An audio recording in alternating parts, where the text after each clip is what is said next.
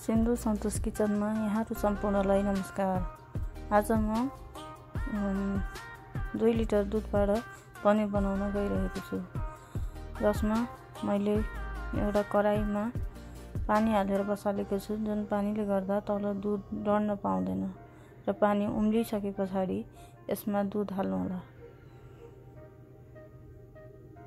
मैले यसरी देखाउन गइरहेको छु। दुध हाल्नुभयो। यसमा मैले अर्को प्याकेटको पनि हाल्न खोजिरहेको छु, हेर्नु होला।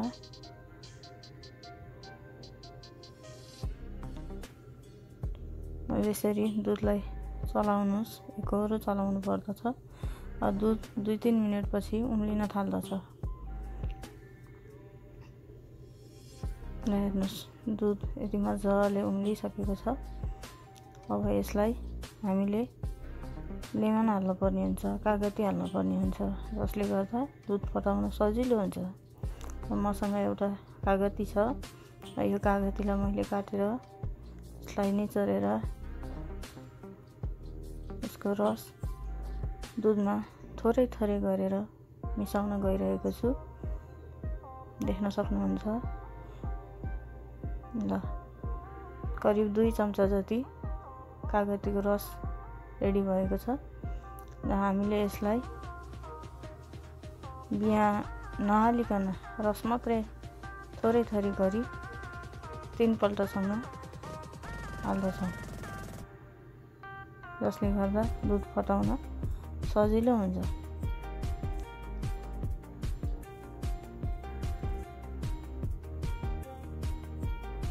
यसरी चलाइदियो भने त्यो कागतीको रस सबै दुधमा मिल्न पाउँदछ र यसपछि फेरि पनि कागतीको रसलाई हामीले हाल्नु पर्दछ। यसरी ल, यसलाई अब हेर्नुहोस्, दुध फाट्दै गइरहेको छ। बिस्तारै ग्यासको फ्लेम पनि लो बनायो भने उम्लिन पाउँदैन र बाँकी रहेको कागतीको रस अब मैले सबै हाल्दैछु।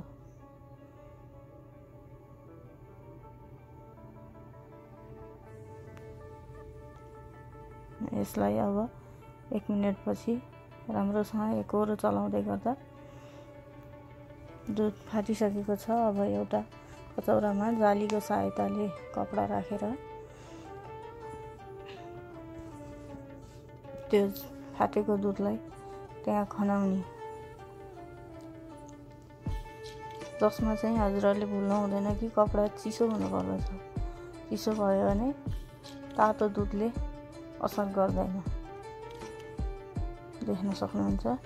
मैले अब कराईमा भएको सबै फाटेको दुधलाई एकट्ठा बनाएर राख्दैछु, जसमा अब रुमालको कपडाको चारैतिरको टुप्पोहरूलाई एकट्ठा बनाएर पनिरलाई, त्यो दुधलाई पनिर बनाउनको लागि एकट्ठा बनाउँदैछु। यसरी चोबाल्दै निकाल्दै गर्नुभयो भने तपाईँको त्यो पनिरमा भएको अमिलोपन कागतीको रस रहन पाउँदैन, जसले गर्दा पनिर अमिलो हुँदैन। देख्न सक्नुहुन्छ। अब मैले यसलाई बिस्तारै घुमाउँदै निचार्दै गइरहेको छु, किनकि यो धेरै तातो छ, हात पोल्न सक्छ। बिस्तारै बिस्तारै यसको पानीको मात्रा सक्ने। अब मैले रेडी बनाइसकेँ। अब यसलाई रुमाललाई चपक्क बाँधेर अब एउटा प्लेटमा माथिबाट चपिङ बोर्डले छिच्न गइरहेको छु, जसले गर्दा पनिरको सेप बनोस्। राम्रोसँग थिचेपछि त्यसलाई मैले माथिबाट वेटिङ कुराले थिचेको हो, जसलाई अब पनिर रेडी हुँदैछ। अब 3 घन्टा पछाडि यसरी फुकाएर हेर्दाखेरि ल, हेर्नुहोस्, पनिर रेडी भइसकेको छ। अब यसलाई प्लेटको सहायताले प्लेट घोप्टाएर यसलाई निकालियो भने यसरी भिडियोमा देखाए जस्तै गरी निकालियो भने पनिर फुट्न पाउँदैन टुक्रिन पाउँदैन, जसले गर्दा हाम्रो पनिरको सेप राम्रो बन्छ। ल हेर्नुहोस् त कति राम्रो भयो त पनिर। अब यसलाई 2 घन्टा जति फ्रिजमा ढाकेर राख्नुहोस् अनि पनिर खाना रेडी हुन्छ। मेरो च्यानललाई हेरिदिनु भएकोमा सबैलाई धन्यवाद।